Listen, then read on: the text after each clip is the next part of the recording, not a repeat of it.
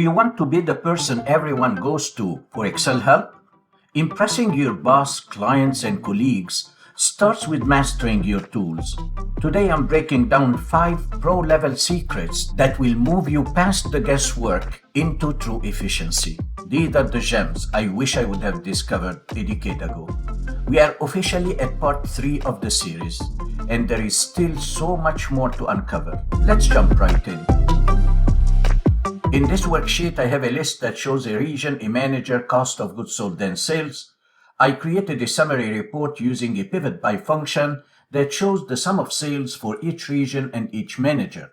But if you want a more compact summary, then you can do that with a SUMIFS function. And I created a SUMIFS function in cell G4. And this SUMIFS function is governed by 2 drop lists. So I can select a different region, let's say West, and everything updates. And I can select a different manager, let's say Sandra, and everything updates automatically.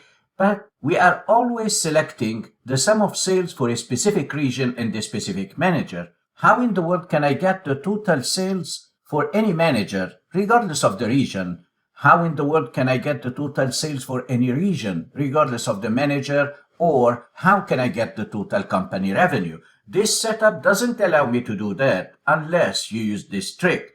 So if you look at any one of my drop lists, then at the top of the drop list, I added an extra option. This is called a wildcard, a question mark and a star. The question mark is a replacement character for a single character, while the asterisk, the star, is a replacement character for any number of characters. When you put it in the list, as if you are releasing that filter. So when I select this option, the question mark and the star, that means all the regions. And I'm just adding a condition for the manager. I can select a different manager, let's say Tom, and I'm getting a result for the total of the managers, regardless of the region. I can select a specific region, let's say the North region, and I want to get the total for that region regardless of the manager. Then I select the same exact thing, the question mark and the star, and this releases that filter.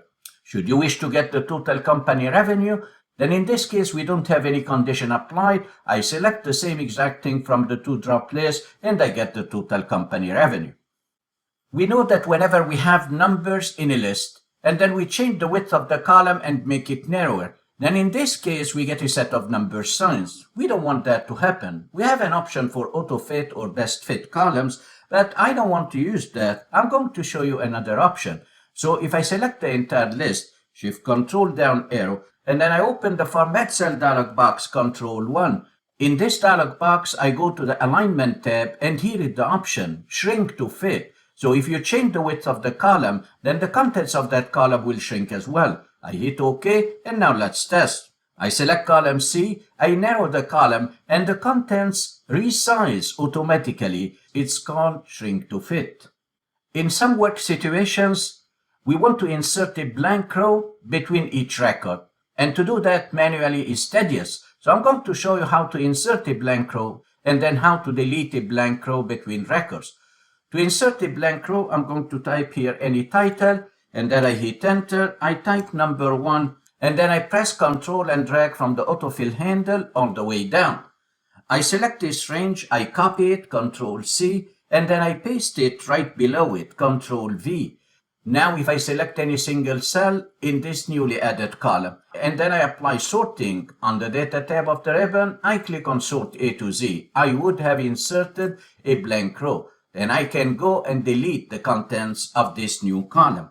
On the Home tab, I want to clear all. After inserting a blank row, you might want to delete a blank row between the different records. Then in this case, select the range where you want to delete the blank row, and then hit F5 on your keyboard to open the Go To dialog box, click on Special, and select Blanks. Where I hit OK, I would have selected the blanks. I want to delete the entire row, then I select from the delete command on the Home tab, delete sheet rows, and I'm done. This is how to insert and delete blank rows. In this example, the user identified some records by colors. And if I want to add the sales for the records in yellow, I can't do that. We don't have a function in Excel that adds based upon a color. So if I create a sum function and I filter this list for a specific color, the sum does not update. But by combining the subtotal function along with the filter, you can sum by color. So in cell H2, I'm going to create a subtotal function equals subtotal. And then I want to sum, then I select 9, I type a comma, and I select the entire range from D2 down to the end. I close the bracket and then I hit enter. So the subtotal, without applying a filter, is giving me the same result like the sum function in cell F2. However, if I apply a filter, Ctrl-Shift-L, and then I click on the down arrow for the cells, and I want to filter by color, let's say the yellow color, the subtotal function updates while the sum function doesn't change. I can release the filter, Ctrl-Shift-L, and this is how we sum by color. Recently, Microsoft introduced a new feature to visualize the active cell. It's available on the View tab and it's called Focus Cell.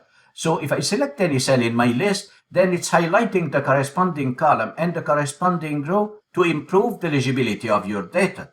There is a problem with the set focus. It works whether you are within the data or outside. So if you are selecting a cell in the blank, it's performing the same exact thing. While I want the functionality to be limited to my data set, I don't want to highlight the rows outside the data or the column outside the data. Then I'm going to turn off focus cell and show you a better functionality by using conditional formatting. I select the range where I want to add my conditional formatting rule. I go to the Home tab of the ribbon. I click on the down arrow for conditional formatting. I select New Rule, and I want to use a formula. In the formula box, I'll be pasting this formula. I want to highlight, look at this condition. It will highlight the rows if they are less than 26. That's because I have 25 records. And it will highlight the column if they are less than 6 columns, because I do have 5 columns. I want to apply formatting. I click on Format. I click on Fill. Let's select the yellow color. I hit OK twice. And now look at that. When I select any cell, I'm highlighting my data, the column and the row, just within the data set. I'm not highlighting anything outside. And if I click outside, nothing happens. There is no highlighting of the column and row. This is much better than the focus cell functionality. Which of these 5 tips is your new favorite? Write it in a comment. This was only part 3. Links to part 1 and 2 are in the description below the video. I've saved some of my biggest tips for the next few posts. Like and subscribe so you don't miss part 4. We are going even deeper next time. Thanks for watching and see you then.